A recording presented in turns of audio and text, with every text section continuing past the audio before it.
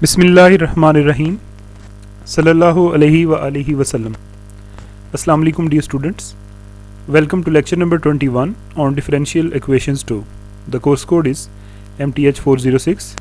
I am your instructor for this course Rashid Ali, working at Department of Mathematics, Government Graduate College Mandri Faisalabad. Dear students, हमने मुकम्मल तौर पर power series solutions of ordinary differential equations को discuss कर लिया है। अब हमारा target system of linear differential equations को सॉल्व करना है।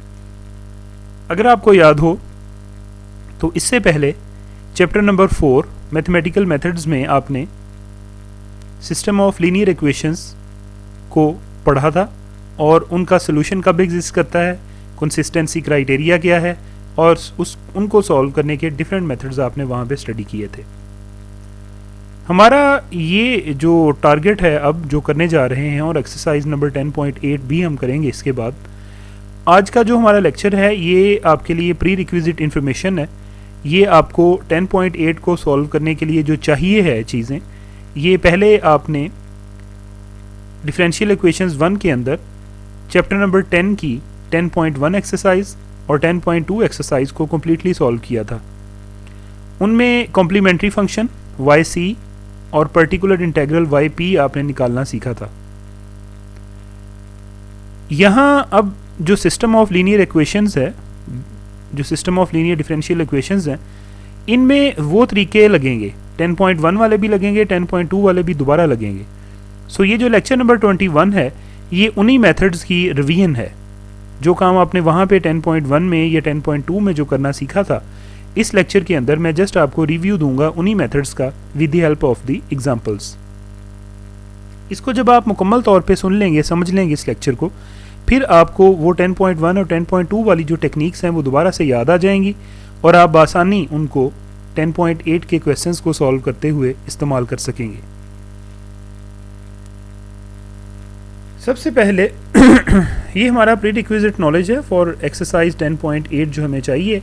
इसमें रिव्यू करेंगे हम मेथड्स ऑफ सॉल्यूशंस को, किसके, of homogeneous and non homogeneous linear differential equations को। वो 10.1 और 10.2 जो आपकी एक्सरसाइज थी मैथमेटिकल मेथड्स की, उसमें हमने सॉल्व करना सीखा था होमोजीनियस और non homogeneous linear differential equations को। 10.1 में हमने होमोजीनियस डिफरेंशियल इक्वेशंस को सॉल्व करना सीखा था, जबकि 10.2 में हमने non homogeneous linear differential equations को सॉल्व करना सीखा था। सो ये हमारा जो लेक्चर है, it contains review of methods discussed in exercise number 10.1 and 10.2. These methods will be used in the solution of the exercise number 10.8. So, सबसे पहले आपको मैं रिव्यू देता हूँ कि लीनियर डिफरेंशियल इक्वेशंस क्या होती है और उनकी जनरल फॉर्म जो है वो किस तरह की होती है। A linear differential equation of order n in the dependent variable y and the independent variable x is of the form, यानी अगर आपका डिपेंडेंट वेरिएबल एक ही है और वो जो है वो y है और इंडिपेंडेंट वेरिएबल x है, तो उसमें डिफरेंशियल इक्वेशन जो लीनियर होगी ये डिग्री n की जो है वो हमारे पास होगी। ऑर्डर n का जो है ये होगी हमारे पास, ऑर्डर n की बात हो रही है, डिग्री का तो हमें यहाँ पे जो है वो तज़किरा नहीं करेंगे। ये डिग्री n की जो है वो ऑर्डर n की जो है वो हमारे पास डिफरेंशियल इक्वेशन जो है वो किस तरह की होगी। यहाँ पे ए नॉट ऑफ एक्स, ये कोई भी फंक्शन ऑफ एक्स है, कोई भी एक्स वाली रकम है, ये coefficient D N Y over D x N plus ए वन एक्स, ये भी कोई फंक्शन ऑफ एक्स है, यानी कोएफिशिएंट्स जो हैं वो फंक्शंस ऑफ एक्स हैं। याद रहे कि अगर एक्स की पावर 0 हो जाए तो ये कांस्टेंट बन जाएंगे। तो n-1th derivative and so on चलते चलते an-1 x d y by d x first derivative और एंड वाली रकम में an of x y is equal to F of x, ये फंक्शन ऑफ एक्स है, ये भी कोई x वाली जो है वो रकम हो जाएगी। ये हमारी nth ऑर्डर डिफरेंशियल इक्वेशन है जो कि लीनियर है। If we write d by d x को अगर आप डिफरेंशियल ऑपरेटर d से लिख लें, then the above equation becomes, तो ये वाली जो है, अब देखें d N Y over D x n जो था, अब ये अकेला डी एन बन जाएगा, जैसा कि मैंने यहाँ पे डी एन को लिखा है। तो ये जो d n over D x n ये ऑपरेटर क्या बन गया, d n. A naught of x as it is और वाई जो है ये भी as it is, plus A one of x जो है ये एज इट इज़ आ जाएगा, और d N minus one over D x n minus one ये आपका डिफरेंशियल ऑपरेटर है जो कि इस फॉर्म के अंदर लिखा जाएगा, और y as it is plus o on plus A N minus one of x, और ये जो d y by d x है ये d बाई डी एक्स ज़ाहिरी बात है कि हमारा d बन जाएगा, और y as it is plus A n of x y is equal to F of x. ये सिंपल हमने उसको डिफरेंशियल ऑपरेटर d की फॉर्म में लिख लिया है। अब ये फंक्शन ऑफ x है जो राइट साइड पे है, इसमें y इन्वॉल्व नहीं है, ये सिर्फ x वाली रकम जो है वो हमारे पास होगी। A linear differential equation of order n in the dependent variable y and the independent variable x and with constant coefficients is. यहाँ पे तो मैंने कहा है ना कि ये जो हमारे कोएफिशिएंट्स हैं, ए नॉट ऑफ x है, ए वन ऑफ x है, A N minus one of x है, ए एन ऑफ x है, तो ये सारे फंक्शंस ऑफ x हैं। और अगर ये सारे कांस्टेंट्स हो जाएं यानी नंबर्स की शक्ल में आ जाएं तो फिर ये इक्वेशन क्या बनेगी, ये nth ऑर्डर की लीनियर डिफरेंशियल इक्वेशन होगी विद द कांस्टेंट कोएफिशिएंट्स। इसकी फॉर्म फिर क्या बनेगी, हम फंक्शन ऑफ x नहीं लिखेंगे, बाकी कोएफिशिएंट्स को नेम जो है वो हम वही रहने देंगे, और ये A not D N Y plus A one D N minus one Y plus so on A N minus one D Y plus A N Y is equal to F of X हो जाएगी। या अगर आप linearity property of the differential operator को जो है वो use करें तो y को आप सिंगल टाइम बाहर लिख सकते हैं, और अंदर जो है वो यहाँ से ए नॉट डी एन, यहाँ से A one D N minus one plus so on जो है वो बन जाएगा is equal to F of X. तो ये जो हमारी nth order linear differential equation है विद द कांस्टेंट कोएफिशिएंट्स, अब ये जो d वाली रकम है अंदर वाली, इसको हम लिख लेंगे स्मॉल f ऑफ d यानी फंक्शन ऑफ d। तो स्मॉल f ऑफ d हमारा क्या है, ये अंदर वाला जो सारा ऑपरेटर है, where f of d is equal to A not D N plus A one D N minus one plus so on plus A N minus one D plus A N. ये हमारा अंदर वाला जो है ये differential operators का linear combination है, तो ये भी हमारा जो है वो डिफरेंशियल ऑपरेटर ही है f ऑफ d। और ये जो f ऑफ x है ये हमारा x वाली कोई भी रकम इन जनरल जो है वो हो सकती है। तो ये जो फॉर्म आपको नज़र आ रही है इक्वेशन नंबर 2 की फॉर्म में, ये हमारी लीनियर डिफरेंशियल इक्वेशन है ऑर्डर n की। होमोजीनियस डिफरेंशियल इक्वेशन क्या होगी जी, अगर इसी इक्वेशन में ये f ऑफ x मुकम्मल तौर पे ज़ीरो हो जाए, अगर ये ज़ीरो हो जाए तो ये इक्वेशन क्या बनेगी, ये बन जाएगी f of D Y is equal to zero. यानी ऐसी इक्वेशन जिसमें x वाली, सिंगल x वाली यानी और कुछ भी ना हो, सिर्फ x हो, जिसमें कोई रकम ना हो, तो वो हमारी जो है वो बन जाएगी homogeneous differential equation. This equation is called homogeneous differential equation of order n।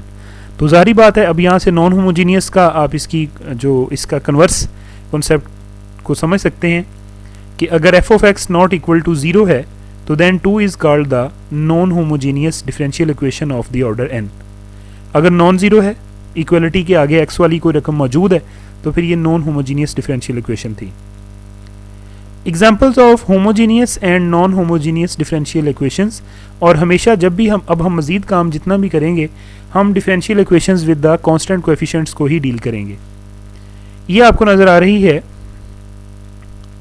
d2 plus 4d plus 3, ये आपका स्मॉल f ऑफ d है into Y is equal to zero.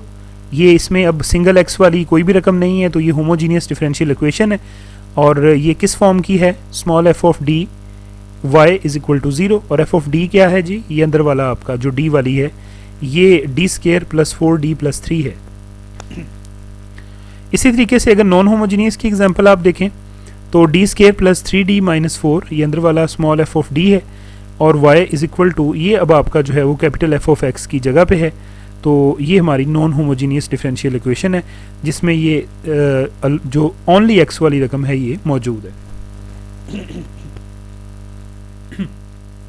आगे हम बात करते हैं, एक्चुअली ये सारी चीज़ें वही हैं जो आपने पहले पढ़ी हुई हैं, इसलिए मैं थोड़ा सा फास्ट हूँ। Solution of homogeneous linear differential equations.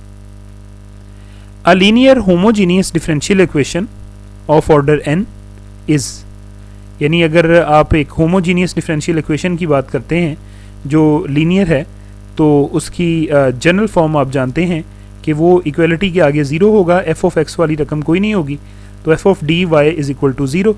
इसको हम 3 जो है वो यहाँ पे कह लेते हैं, और एफ ऑफ डी यहाँ पे हमारा जो है वो क्या है, A not D N plus A one D N minus one plus so on, और आखिरी रकम ए एन वाई आ जाएगी।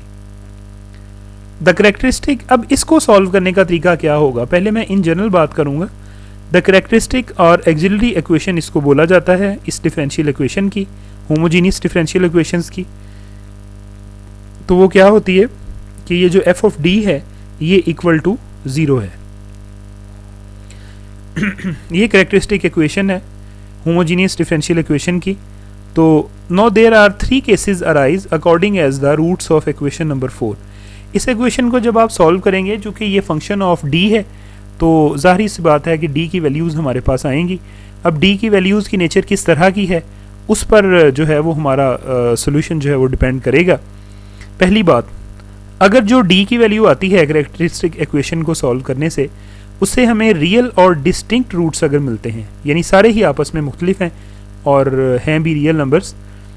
मिसाल के तौर पे अगर d1 d2 up to dn हमें जो है वो n डिस्टिंक्ट रियल रूट्स मिलते हैं इक्वेशन नंबर 4 के, तो then general solution of 3 is, यानी ये d1 d2 d3 dn कैसे निकले हैं, ये कैरेक्टरिस्टिक इक्वेशन को जब हमने सॉल्व किया तो उसमें से ये हमें n रूट्स मिले हैं और सारे के सारे आपस में मुख्तलिफ हैं। तो फिर सोल्यूशन को कैसे लिखेंगे इस होमोजीनियस इक्वेशन के को, y इज़ इक्वल टू, जितने वैल्यूज़ हैं उतने ही कांस्टेंट यूज़ करने पड़ेंगे, c1 e raise to the power, ये पहले वाला जो रूट निकला है d1 multiplied by x plus फिर c2 e raise to the power d2x and so on, last one क्या आएगा, cn e raise to the power dnx। मिसाल के तौर पे अगर मैं इसकी एग्जांपल आपको जो है वो देना चाहूँ, तो given second order linear homogeneous differential equation is d2 plus 4d plus 3 y is equal to 0। अब ये वाला आपका f ऑफ d की जगह पे है। करेक्टरिस्टिक इक्वेशन क्या बनेगी इस homogeneous linear differential equation of second order की, कि ये वाला जो f ऑफ d है ये equal to 0, D square plus 4d plus 3 is equal to 0। अगर आप इसकी फैक्टराइजेशन कर लें तो इस 4d को आप लिख सकते हैं 3d प्लस d, और अगर इन दोनों में से d को कॉमन ले लिया जाए तो अंदर आपका बच जाएगा d प्लस 3, और अगर इन दोनों में से 1 को कॉमन ले लिया जाए तो अंदर आपका बच जाएगा d प्लस 3। सो d प्लस 3 को अगर हमने बाहर कॉमन निकाला तो अंदर ये वाला d और ये वाला 1, तो d प्लस 1। तो वेल यहाँ से 2 रूट्स हमारे पास आ गए, या तो d प्लस 1 इक्वल टू 0 है तो यहाँ से d की वैल्यू बनती है -1, या फिर d प्लस 3 इक्वल टू 0 है तो यहाँ से d की वैल्यू बनती है -3। दोनों रूट्स आपस में मुख्तलिफ हैं और रियल नंबर्स हैं। सो general solution of the given equation क्या बन जाएगा, पीछे जो मैंने लिखा था कि जितने d की वैल्यूज़ आती हैं उतने ही कांस्टेंट, और फिर e की पावर में लिखेंगे, तो y is equal to c1 e raise to the power, x के साथ मल्टीप्लाई होना है d की इस वैल्यू ने, plus c2 e raise to the power, x के साथ मल्टीप्लाई होना है d की इस वैल्यू -3 ने। तो ये इसका homogeneous linear differential equation of second order का ये सोल्यूशन निकला है।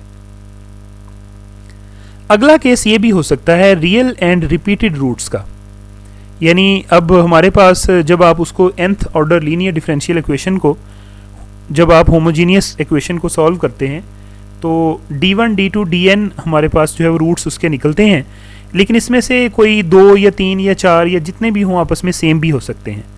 तो हमने कहा जी कि ये रियल रूट्स हैं f of d is equal to 0 के। तो मैं ये मिसाल ले लेता हूँ कि पहले 2 आपस में बराबर हैं। Let the roots d1 be repeated twice, यानी d1 और d2 दोनों आपस में बराबर हैं, यानी d2 d1 के बराबर है। तो then general solution is, general solution फिर क्या होगा कि d1 और d2 के लिए जो आपस में बराबर हैं, ये 3 4 5 भी बराबर हो सकते हैं। अगर d1 d2 बराबर हैं तो हम सोल्यूशन को कैसे लिखेंगे, y is equal to c1 अकेला कांस्टेंट लिखेंगे प्लस c2 साथ में x मल्टीप्लाई हो जाएगा, और चूंकि 2 ही आपस में ये बराबर हैं लिहाजा 2 टर्म्स ही आएंगी, 2 कांस्टेंट ही आएंगे, और e raise to the power में क्या हो जाएगा, x के साथ अब क्या मल्टीप्लाई होगा, वो रूट जो दोनों जगह पे सेम है d1, जो इक्वल रूट है वो जो है वो हो जाएगा। अब बाकी चूँकि D3 D4 up to Dn मुख्तलिफ हैं, आपस में डिस्टिंक्ट हैं, तो उनके लिए वही रूल लगेगा कि C3 e raise to the power D3x plus so on Cn e raise to the power Dnx। याद रहे कि अगर D1 D2 D3 तीन रूट आपस में बराबर हों तो यहाँ पे फिर बनेगा C1 प्लस C2x, फिर आगे x से मल्टीप्लाई होगा प्लस C3x की पावर 2 आ जाएगा, और बाहर फिर e की पावर D1x आ जाएगा, और यहाँ से फिर C4 से ऑनवर्ड जो है वो वही डिस्टिंक्ट वाली ही लगेगी। यहाँ पे मैंने ये 3 वाला आपको बयान भी कर दिया है कि अगर D1 जो है वो ट्रिपली रिपीटेड है तो देन क्या होगा कि y जो है ये बराबर हो जाएगी हमारे पास C1 plus C2x plus C3x square, यानी यहाँ पे x की पावर 0 है, x की पावर 1 है, फिर x की पावर 2 है, तो जो इस कांस्टेंट का जो बेसिकली इंडेक्स है उससे एक कम जो है वो x की पावर आ जाएगी, और बाहर e raise to the power वो जो रिपीटेड रूट है 3 दफ़ा आया हुआ वो साथ में x के मल्टीप्लाई हो जाएगा। और C4 से ऑनवर्ड चूँकि डिस्टिंक्ट हैं, D4 से ऑनवर्ड चूँकि डिस्टिंक्ट हैं, तो उनके लिए वही तरतीब पिछली ही रहेगी। एक एग्जांपल की मदद से इस थ्योरी को समझाया गया है। गिवन डिफरेंशियल इक्वेशन जो आपको दी हुई है वो है D3 minus 5D square plus 7D minus 3 into Y is equal to 0। The characteristic equation is D3 minus 5D square plus 7D minus 3 is equal to 0। तो चूँकि ये थर्ड ऑर्डर है, क्यूबिक है, तो मैं सिंथेटिक डिवीजन को जो है वो यूज़ करूँगा इसके सोल्यूशन के लिए। पहले हमने चेक किया, 0 को चेक किया, फिर 1 को चेक किया, तो बाय इंस्पेक्शन हमने देखा कि d इज़ इक्वल टू 1 अगर लगाया जाए तो ये रूट है दी गई इक्वेशन का। लिहाजा बाकी के दो रूट जो है देखें, d की पावर 3 है ना, तो 3 वैल्यूज़ निकलेंगी ना d की, एक तो मिल गई। बाकी दो निकालने के लिए अब मैं यूज़ करूँगा सिंथेटिक डिवीजन। इसके जो आपके पास कोएफिशिएंट्स हैं, D3 का कोएफिशिएंट 1 है तो लिहाजा यहाँ पे 1 लिख लिया, D स्केयर का कोएफिशिएंट -5 है, -5 लिख लिया, D का कोएफिशिएंट 7 है, 7 लिख लिया, और एंड पे कांस्टेंट टर्म जो है वो -3 है तो एज इट इज़ लिख ली।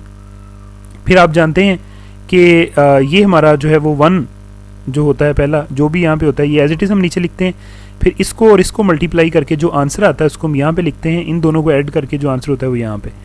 अब फिर इसको इसके साथ दोबारा मल्टीप्लाई करके आंसर को यहाँ लिखा, इन दोनों को आपस में ऐड किया तो 3 आंसर आया। इस 3 को दोबारा इस 1 के साथ मल्टीप्लाई करके यहाँ पे लिखा, इन दोनों को ऐड किया तो रिमाइंडर 0 आ गया, क्योंकि ये रूट था इसलिए रिमाइंडर 0 आया। तो अब यहाँ से डिप्रेस्ड इक्वेशन जो बनती है वो क्या बनती है जी, कि एक डिग्री जो है वो एक कम हो जाएगी इसकी, तो अब डी क्यू वाली थी ना एक ऑर्डर कम, तो ये डी स्केयर का कोएफिशिएंट है, ये डी का, और ये कांस्टेंट टर्म है, यानी क्या बन जाएगी equation, D square -4d plus 3 is equal to 0। अगर आप इसकी फैक्टराइजेशन करें तो इस 4d को आप -3d -d लिख सकते हैं। कॉमन लेने के बाद d की 2 वैल्यूज़ यहाँ पे आई हैं, एक वैल्यू 1 आई है, एक वैल्यू आई है 3। तो फिर रूट्स क्या बने इसके, d की क्या क्या कीमतें आई, 1 1 ये 2 दफ़ा रिपीट हो गया, और 3। लिहाजा जनरल सोल्यूशन क्या बनेगा, ये जो रिपीटेड है ये 2 वैल्यूज़ हैं इसलिए 2 कांस्टेंट आएंगे, पहला C1 प्लस C2 और साथ में multiplied by x e raise to the power x के साथ क्या मल्टीप्लाई होना है, जो रूट रिपीट हुआ है जो कि यहाँ पे 1 है, प्लस इसके लिए एक अलहदा constant C3 e raise to the power 3x। तो ये वो आपके पास रूट आ गया। अब यहाँ पे बात करते हैं हम कॉम्प्लेक्स रूट्स की, यानी आपने जब वो f of d is equal to 0 को, कैरेक्टरिस्टिक इक्वेशन को जब आपने सॉल्व किया तो d की जो वैल्यूज़ आपके पास आई वो आ गई कॉम्प्लेक्स नंबर्स। इस केस में अब क्या करना होगा, suppose that the characteristic equation f of d is equal to 0। ये किस इक्वेशन की कैरेक्टरिस्टिक इक्वेशन है, f of dy is equal to 0 की। ये क्या है, ये होमोजीनियस लीनियर डिफरेंशियल इक्वेशन है विद द कांस्टेंट कोएफिशिएंट्स। इसके कॉम्प्लेक्स नंबर इसका रूट निकला है a plus iota b as a non repeated root, ये एक ही दफ़ा बस जो है ये आया है। तो ज़ाहिर है चूँकि ये बात आप जहन में रखिएगा कि इसका जो कॉन्जुगेट होगा वो भी इसी इक्वेशन का रूट होगा। Since the coefficients of f of dy is equal to 0 are the real, so the conjugate complex number, इसका कॉन्जुगेट क्या बनेगा, आयोटा को माइनस आयोटा के साथ आप रिप्लेस करें तो a माइनस आयोटा b, तो ये भी आपका जो है वो नॉन रिपीटेड रूट के तौर पे आ जाएगा। तो लिहाजा रूट्स अब कौन कौन से हो गए फिर F of D is equal to 0 के, a plus minus iota B, ये आपका निकला। तो जब a plus minus iota B आपका रूट आ जाए कैरेक्टरिस्टिक इक्वेशन का, फिर आपने सोल्यूशन कैसे लिखना है, y is equal to E raise to the power, ये जो रियल पार्ट होता है ये x के साथ मल्टीप्लाई हो जाएगा इनटू c1 साइन ऑफ ये जो इमेजिनरी पार्ट bx है ये आ जाएगा, प्लस c2 कॉज ऑफ वही इमेजिनरी पार्ट b मल्टीप्लाई हुआ x के साथ। तो ये तरतीब होगी जब हमारा root a plus minus iota b की फॉर्म में जो है वो आएगा। मिसाल के तौर पे आप ये एग्जांपल जो है वो यहाँ पे नोट करें कि हमने सॉल्व करना है D square plus 4d plus 5 into Y is equal to 0 को। ये ऑपरेटर आपका y के ऊपर अप्लाई हो रहा है, is equal to 0। Characteristic equation is क्या बनेगी, D square plus 4d plus 5 is equal to 0। Factorization इसकी डायरेक्ट तो हो नहीं सकती, तो मैं क्वाड्रेटिक फार्मूला इसके ऊपर अप्लाई करता हूँ। d की वैल्यू बन जाएगी -4 plus minus 16 minus 4 into 1 into 5 divided by 2 into 1। ये सिंपल वो जो जनरल आप क्वाड्रेटिक फार्मूला जानते हैं, अगर A X square plus B X plus C is equal to 0 हमें डिफरेंशियल जो इक्वेशन है क्वाड्रेटिक इक्वेशन जो है वो अगर हमें दी गई हो, तो x की वैल्यू होती है minus B plus minus square root होता है उसके अंदर बी स्केयर माइनस 4ac और सारे के बटे के नीचे 2a होता है। तो ये वही काम मैंने एक्चुअली यहाँ पे अप्लाई किया है। तो ये फॉर्म आपके पास आ गई। अगर 2 को ऊपर से कॉमन लेके नीचे वाले के साथ काट दिया जाए तो d की वैल्यू आ गई -2 प्लस माइनस आयोटा। अब इसका रियल पार्ट -2 है और इमेजिनरी पार्ट 1 है। आयोटा का कोएफिशिएंट जो है वो इमेजिनरी पार्ट होता है, वो यहाँ पे 1 है। So the required general solution is, क्या बनेगा जी अब general solution, y is equal to E raise to the power, ये जो रियल पार्ट है ये x के साथ मल्टीप्लाई होगा और अंदर c1 साइन ऑफ x के साथ क्या मल्टीप्लाई होगा, इमेजिनरी पार्ट जो कि यहाँ पे 1 है लिहाजा अकेला x आ जाएगा। इसी तरीके से plus c2 cause of x। तो ये 3 कैटेगरीज की शक्ल में अगर d की वैल्यू हो तो हमने होमोजीनियस डिफरेंशियल इक्वेशन जो होती है जिसमें f of x capital f of x 0 होता है, उस केस में आपने सोल्यूशन इस तरीके से जो है वो निकालते हैं। अब अगर हम बात करते हैं नॉन होमोजीनियस लीनियर इक्वेशंस की, a non homogeneous linear differential equation of order n with constant coefficients is of the form a0 dny over dxn plus a1 dn minus 1y over dxn minus 1 plus so on plus an minus 1 dy over dx plus any is equal to 0 by writing d is equal to d by dx। तो ये आपकी जो equation है ये क्या बन जाएगा फिर, a0 ये जो dn over dxn है ये dn बन जाएगा इस नोटेशन को यूज़ करते हुए, और अगली जो टर्म्स हैं वो भी ऐसे ही equal to capital F of X या वाई, इसमें से जो है वो आप लिनियरिटी प्रॉपर्टी के तहत बाहर लिख सकते हैं, अंदर सिर्फ ऑपरेटर रह गया is equal to F of x है। और ये finally small F of D into Y is equal to capital F of X is 1 equation बन गई।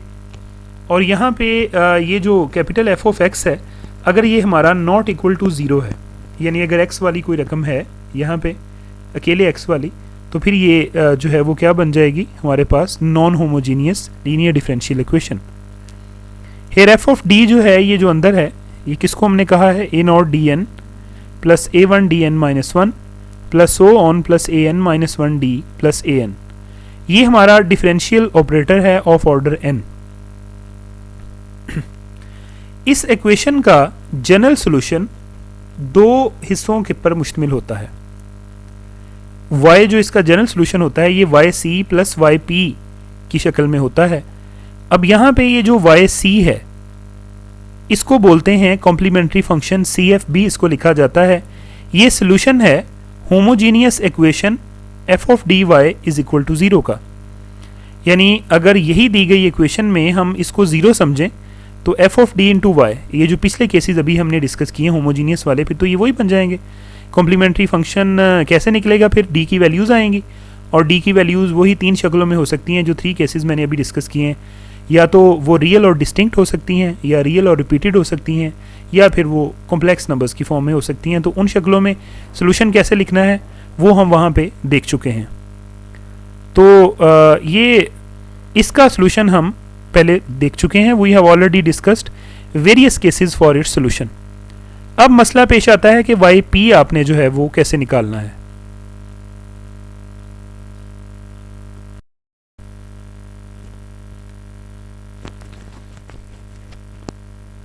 अब ये आपकी जो टू इक्वेशन है इसमें वाई सी कैसे निकालना है कॉम्प्लीमेंट्री फंक्शन, वो तो मैंने आपको बता दिया कि हमने इसके राइट हैंड साइड पे ज़ीरो ही तस्वुर करना है और इसको होमोजीनियस समझते हुए वही कैरेक्टरिस्टिक इक्वेशन बनानी है। उसमें डी की वैल्यूज़ को देखना है कि उन तीनों केसेस में से किसके अंदर लाई कर रही है और उस लिहाज से हमने उसका सोल्यूशन लिख लेना है। वाई पी जो है इसको हम बोलते हैं particular integral. The word particular is used because this solution does not contain any constant. पिछले वाले में तो कांस्टेंट्स इन्वॉल्व थे ना, जैसे C1 C2 C3 so on. इस सोल्यूशन में कोई भी कांस्टेंट इन्वॉल्व नहीं होगा, लिहाजा इसको पर्टिकुलर सोल्यूशन या पर्टिकुलर इंटेग्रल जो है वो बोला जाता है। To find particular integral of one we write, कैसे पर्टिकुलर इंटेग्रल का जनरल फार्मूला क्या होता है, वाई पी जो होता है ये बराबर होता है 1/(f) ऑफ डी। ये स्मॉल एफ ऑफ डी वही है जो लेफ्ट हैंड साइड पर y के साथ होता था, ये वाला, वो नीचे हम लिख लेंगे। और यहाँ पे कैपिटल एफ ऑफ एक्स, ये वो वाला फंक्शन होगा जो इक्वेशन के राइट हैंड साइड पे होगा, ये वाला।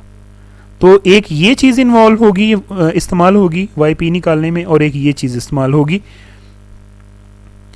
तो वाई पी जो है ये 1/(f of d f of x) ये आ जाएगा।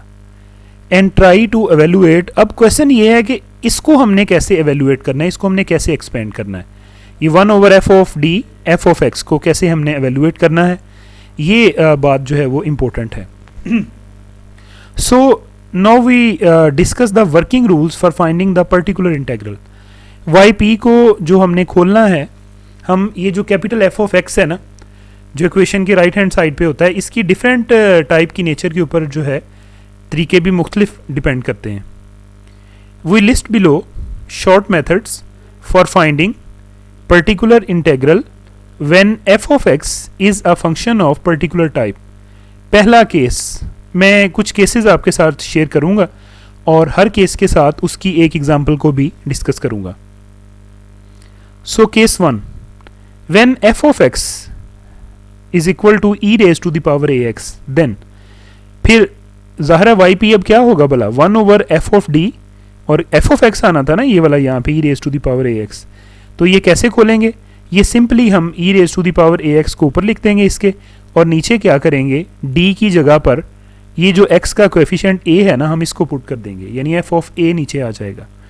शर्त क्या है कि f of a को नॉट इक्वल टू 0 होना चाहिए, चूँकि ये डिनोमिनेटर में आना है। अब क्वेश्चन ये पैदा होता है कि अगर f of a 0 है तो फिर क्या है। फिर हम क्या करेंगे कि पहले हम रफ में पुट करके देख लेंगे, अगर f of a 0 आ रहा है तो फिर हम 1/(f of d e raised to the power ax को क्या करेंगे कि ऊपर x ऐड करेंगे, मल्टीप्लाई करेंगे, और नीचे वाली जो टर्म होगी उसका हम d के लिहाज से डेरिवेटिव ले लेंगे। सो d by D capital D f of d, यानी इसका सिंपल d वाली टर्म का हम डेरिवेटिव ले लेंगे, ऊपर हम x का इजाफा कर देंगे और साथ में e raised to the power ax उसी पोजीशन पे रहेगा। ये काम करने के बाद अब हम देखेंगे कि क्या दोबारा नीचे जो d वाली रकम आई है उसमें अब अगर ये वाला a दोबारा पुट करें d की जगह पे, तो अगर तो फिर दोबारा जो है वो 0 बन रहा हो तो फिर हम यही काम करेंगे, एक x से और मल्टीप्लाई करेंगे तो ऊपर x² आ जाएगा, नीचे फिर डेरिवेटिव ले लेंगे और फिर यहाँ पे e raised to the power ax यहाँ पे रहेगा। ये काम तब तक करते जाएंगे जब तक कि वो नीचे वाला 0 आना बंद ना हो जाए, और जब नहीं 0 होगा, नॉन 0 होगा, तो फिर आप सिंपली a को इसके अंदर पुट करेंगे और हमारा नेक्स्ट आंसर जो है वो निकल आएगा। This rule may be repeated as long as we have a case of failure. We don't have a case of failure.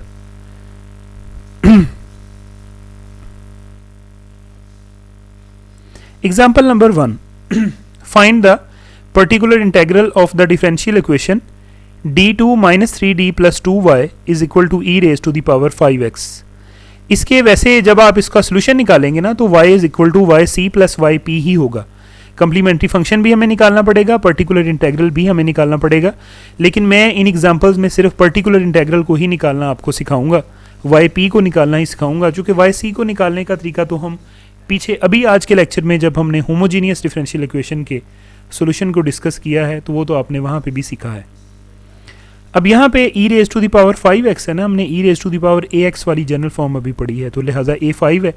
f of d क्या है, ये वाली रकम यानी d2 माइनस 3d प्लस 2। अगर आप d की जगह पर ये वाला a पुट करेंगे तो f of a is equal to f of 5, ये बन जाएगा 5 स्क्वायर माइनस 3 इंटू 5 प्लस 2, और जब आप इसको एक्सपेंड करते हैं तो ये 12 जो कि नॉन ज़ीरो है। Thus the particular integral Y P is given by, तो ये वाई पी आपका जो है वो कैसे लिखा जा सकता है, 1 over small F of D आता होता है, तो ये एज इट इज़, और ई raise to the power 5x। चूँकि ये नॉन ज़ीरो है, 5 को पुट करने से नीचे ज़ीरो नहीं बनता, तो सिंपली जनरल फॉर्म के मुताबिक ये E raise to the power 5x इसके ऊपर आ जाएगा और हर डी की जगह पे 5 आ जाएगा।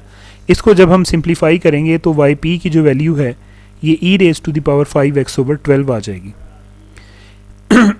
एग्जाम्पल नंबर 2, अब वो फेलर केस वाला कि अगर नीचे वाला ज़ीरो हो रहा हो तो फिर हमने वो कैसे x को मल्टीप्लाई करके नीचे डेरिवेटिव लेना है, वो मैं आपके साथ यहाँ पे डिस्कस करता हूँ। Find the particular integral of the differential equation d minus 3 cube y is equal to E raise to the power 3x। a यहाँ पे 3 के बराबर है, f ऑफ d जो है वो आपका ये अंदर वाला d माइनस 3 क्यूब है। f ऑफ a अगर आप देखें यानी f ऑफ 3 देखें तो 3 minus 3 raise to the power 3, तो ये ज़ीरो आता है। इसका मतलब है हम इसमें डायरेक्ट वो पुट नहीं कर सकते, हमें पहले Y P is equal to 1 over D minus 3 cube E raise to the power 3x के ऊपर वो रूल लगाना पड़ेगा। ऊपर x आप लगा देंगे, नीचे आप क्या करेंगे ये जी कि इसका डेरिवेटिव ले लेंगे d के लिहाज से, तो पावर रूल लगेगा 3, d माइनस 3 की पावर 1 कम और ई raise to the power 3x आ जाएगा। अब दोबारा हमने रफ में पुट करके देखा इस 3 को इस d की जगह पे, तो फिर ये तो डिनोमिनेटर ज़ीरो हो रहा है, फिर दोबारा हमें वही काम करना पड़ेगा, ऊपर x से मल्टीप्लाई करेंगे तो x स्क्वायर हो जाएगा, नीचे वाले का डेरिवेटिव लेंगे तो 6 इंटू डी माइनस 3 हो जाएगा e raise to the power 3x। अब ये फिर वही मसला है, अगर ये 3 पुट किया जाए इसमें तो 3 माइनस 3 ज़ीरो है, लिहाजा अगेन ऊपर x से मल्टीप्लाई कर देंगे, नीचे हम डेरिवेटिव ले लेंगे d के लिहाज से, तो x cube 6 into 1 minus 0 E raise to the power 3x। अब इस 3 को इस नीचे चूँकि d है ही नहीं, लिहाजा पुट करने से ज़ीरो नहीं बनेगा, तो अब हमारा मसला हल हो गया, तो e raise to the power 3x ऊपर आ जाएगा और नीचे 6, तो वाई पी जो है वो x cube E raise to the power 3x divided by 6 जो है वो हमारा बन गया। Second case, to find the particular integral Y P when F of x is equal to sine ax और कॉज ax, अगर इस फॉर्म में आता है तो फिर हमने क्या करना है, यानी कि हमने एवेल्यूएट करना सीखना है। वाई पी होता है ना 1 ओवर एफ ऑफ डी और एफ ऑफ एक्स होता है यहाँ पे, तो अगर 1 over F of D sine ax या 1 over F of D cos ax हो तो इसको आपने कैसे एक्सपेंड करना है।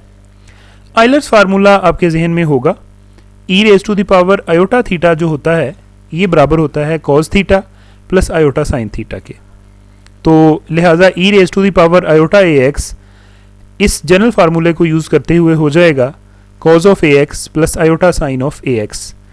अगर real part of e raise to the power iota x लिया जाए तो ये कॉज ऑफ ax है, और अगर इमेजिनरी पार्ट लिया जाए इसका तो ये साइन ऑफ ax है। आयोटा का जो कोएफिशिएंट होता है वो इमेजिनरी पार्ट होता है, लिहाजा मैं अब ये जो 1 over F of D sine of ax है इसको जब एवेल्यूएट करूँगा तो मैं इसको खोलूँ या imaginary part of 1 over F of D e raise to the power iota ax कर लूँ, चूँकि imaginary part of e raise to the power iota ax basically sine ax ही है, तो लिहाजा हम अगर इसको एवेल्यूएट कर लें तो वो यही वाला ओपन हो जाएगा, और ये वाला जो है ये बड़ा ही सादा है, ये तो 1 ओवर एफ ऑफ डी और ई की पावर में x का ये मल्टीपल है साथ में, तो ये तो सिंपल जो अभी हमने ऊपर जो तरीका सीखा है ई वाला ये तो वही हो गया।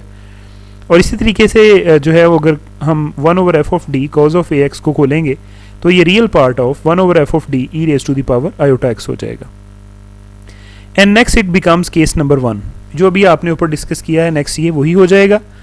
एग्जाम्पल मैं इसकी जो है वो एक आपके साथ डिस्कस करता हूँ कि find y P when d2 minus 5d plus 6y is equal to sine 3x।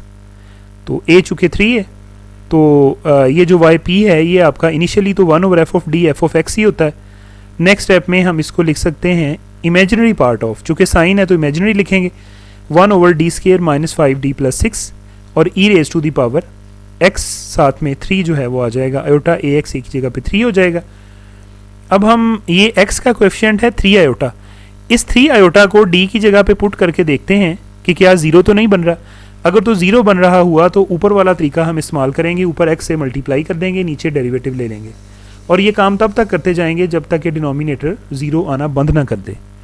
लेकिन यहाँ पे बाई चांस अगर ये जो x का कोएफिशिएंट 3 आयोटा है ना, इसको अगर d की जगह पे पुट करें, जैसे कि मैंने ये पुट किया भी हुआ है, तो नीचे 0 नहीं आ रहा। ये मैंने तरीका जो है वो यूज़ किया है पिछले केस 1 वाला। तो ये मेरे पास imaginary part e raise to the power iota 3x, नीचे -3 -15 आयोटा आ रहा है। और अब जानते हैं कि जब बटे के अंदर कॉम्प्लेक्स नंबर डिनोमिनेटर में आ रहा हो नीचे, तो हम इसके कॉन्जुगेट के साथ इसको मल्टीप्लाई और डिवाइड करके तो डिनोमिनेटर में से जो है वो ख़त्म कर देते होते हैं। तो इसका कॉन्जुगेट जो है वो दरमियान में प्लस की साइन के साथ ये बनेगा। ऊपर और नीचे मल्टीप्लाई करेंगे, वो नीचे तो वो सिंपल वो रूल लगेगा a square minus b square is equal to a minus b into a plus b वाला। तो ये सिंपल अरिथमेटिक कैलकुलेशंस आपको नज़र आ रही हैं। और आइलर्स फार्मूला लगा के ये जो e raise to the power iota 3x है, इसको जब आप खोलते हैं तो ये cos of 3x plus iota sine of 3x आता है। मल्टीप्लाई जब आप इसको करेंगे तो इसमें कुछ आयोटा वाली रकमें होंगी, उनको मैं इकट्ठा करके उनमें से आयोटा कॉमन ले लूँगा, बाकी जो आयोटा के बगैर हैं उनको मैं इकट्ठा कर दूंगा और बाहर इमेजिनरी अभी लगा हुआ है। जो कांस्टेंट है उसको बेशक आप इमेजिनरी के बाहर लिख दें 1/234। और इमेजिनरी पार्ट क्या है जी, आयोटा का जो कोएफिशिएंट है ना, ये वाला, ये इमेजिनरी पार्ट है, तो ये साथ में आंसर आ जाएगा और ये हमारा yp इस केस में आ गया। Case 3, when f of x is equal to e raise to the power ax q of x, यानी आपका जो f ऑफ x है, अब इसमें एक्सपोनेंशियल फंक्शन भी है और साथ में कोई x वाली कोई और रकम भी है, कोई और फंक्शन भी है। q of x is any function of x। तो देन हम क्या करेंगे, अब इस केस में 1/f of d e raise to the power ax q of x, ये हम क्या करेंगे जी कि इसको एक्सपोनेंशियल शिफ्ट थ्योरम भी इसको बोलते हैं। ये जो e raise to the power ax है ना, इसको हम इधर ले जाएंगे, जैसे कि इसको हम इधर ले आए 1/f ऑफ, और d की जगह पे क्या कर दिया, d में हमने ऐड कर दिया इस x का जो भी कोएफिशिएंट था ना यहाँ पे, वो हमने d में ऐड कर दिया और q ऑफ x को इधर ही रहने दिया। यानी ये e raise to the power ax operator से बाहर चला गया। अब इसको हमने कुछ नहीं करना, अब इसको हमने सिंपली एक्सपेंड कर लेना होता है पिछले तरीकों से। This rule is known as exponential shift. Example इसकी आप देखें ताकि आपको कॉन्सेप्चुअली इसकी अंडरस्टैंडिंग हो जाए। Find particular integral yp of the differential equation d2 minus 2d plus 4y is equal to e raise to the power x cos of x। अब ये वही है ना कि एक्सपोनेंशियल भी है, साथ में कोई और फंक्शन q ऑफ x भी है। तो एक्सपोनेंशियल शिफ्ट में अब इस x का कोएफिशिएंट है 1, तो हम क्या करेंगे, ये yp इनिशियल स्टेज पे तो 1/f of d f of x ही हो जाएगा। फिर हम e raise to the power x को इधर शिफ्ट कर देंगे, लेकिन x का कोएफिशिएंट 1 जो था वो हर d में ऐड कर देंगे। तो इस d की जगह पे आ जाएगा d प्लस 1 स्केयर माइनस 2, इस d की जगह पे भी d प्लस 1 प्लस 4 और साथ में कॉज ऑफ x। इसको जब आप सिंप्लीफाई करें आपस में स्केयर को खोल के, तो ये बन जाएगा e raise to the power x 1/d square plus 3 cos of x। अब इसको हम खोलना जानते हैं पिछले तरीकों से।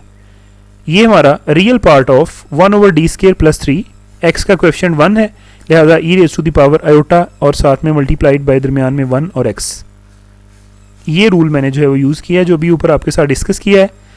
आयोटा स्केयर, अब हम अब x का कोएफिशिएंट है आयोटा, इस d की जगह पर पुट करने से नीचे 0 नहीं बन रहा, सो कोई मसला नहीं, पुट कर दें। e raise to the power iota x इसके ऊपर आ जाएगा, नीचे आयोटा स्केयर प्लस 3 आ जाएगा। ये रूल हमने यूज़ किया है जो भी हमने केस 1 के अंदर जिसको डिस्कस किया है।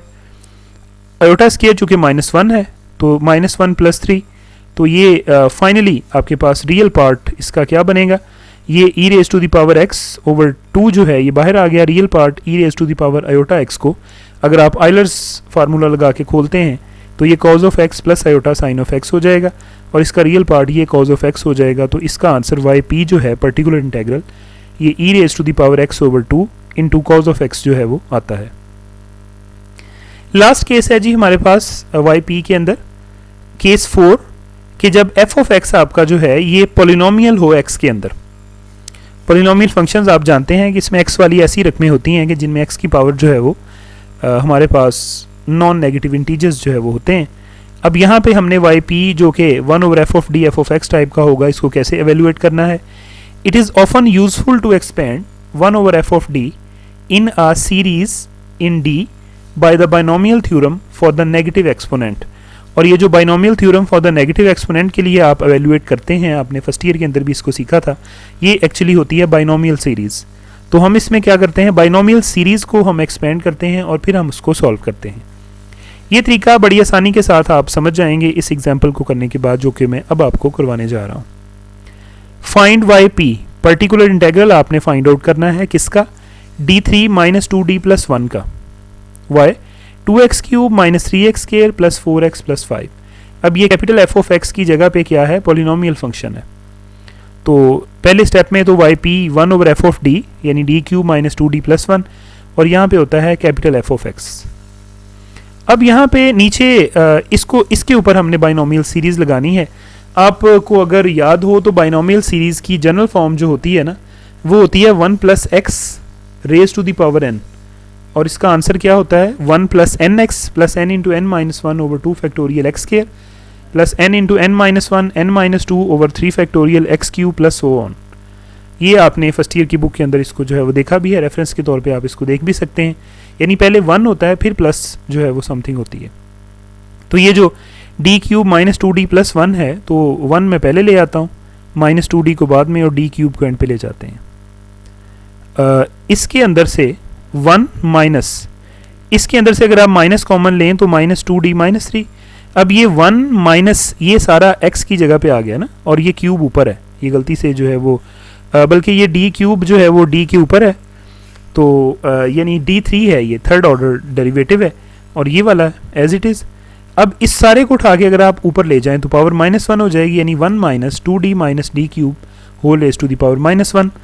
और अब इसको हमने बाइनोमियल थ्योरम लगा के खोलना है। अच्छा, ये बात मैं आपको बता दूं कि पॉलिनोमियल की जितनी डिग्री होती है ना, उतने ऑर्डर का डेरिवेटिव उसका नॉन ज़ीरो आता है, उसके आगे डेरिवेटिव ज़ीरो हो जाता है। मसलन एक्स स्क्वायर है, तो एक्स स्क्वायर का पहला डेरिवेटिव जो है वो 2x है, और दूसरा डेरिवेटिव 2 है, फिर तीसरा डेरिवेटिव 0 है। इसका मतलब ये है कि x की जितनी पावर होगी उतने ऑर्डर के डेरिवेटिव नॉन ज़ीरो होंगे, लेकिन जैसे ही डेरिवेटिव का ऑर्डर उससे बढ़ेगा तो आंसर 0 आने शुरू हो जाएंगे। तो अब यहाँ पे तो मैक्सिमम पावर 3 है, लिहाजा मुझे इसको जब मैं बाइनोमियल सीरीज से एक्सपेंड करूँगा तो मुझे d3 तक का फ़ायदा होगा। d3 से ऑनवर्ड आगे d4, d5, d6 उन सब का आंसर जो है वो 0 होगा, तो लिहाजा वो मैं नहीं लिखूँगा। पहले जब मैंने इसको बाइनोमियल सीरीज़ लगा के खोला तो ये 1 प्लस एन एक्स होता है ना, n मल्टीप्लाइड बाई ये वाला, तो ये प्लस की साइन के साथ 2d minus D cube plus n into n minus 1 over 2 factorial, और आगे होता है x cube, x square sorry, ये माइनस के साथ है तो प्लस आ जाएगा, और इस तरीके से आखिरी टर्म, और साथ में बाहर जो रकम आ रही है। मैं इसमें जो है वो इनको एवेल्युएट करना शुरू करता हूँ। 1 प्लस ये तो एज इट इज़ आ जाएगा। इसको जब मैं स्केयर खोलूँगा ना तो पहली रकम तो आ जाएगी 4d स्केयर, ये मैंने लिख ली है, 4d स्केयर मैंने लिखी है, लेकिन आगे जो स्केयर खोल के रकमें आएंगी उसमें d4 या ऑनवर्ड पावर्स इन्वॉल्व होंगी, वो मैंने नहीं लिखी।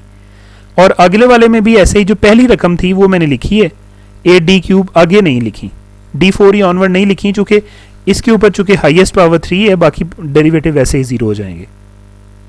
Neglecting d4 is equal to d4 over dx4 and higher powers of d in view of degree 3 of the polynomial 2x cube minus 3x square plus 4x plus 5।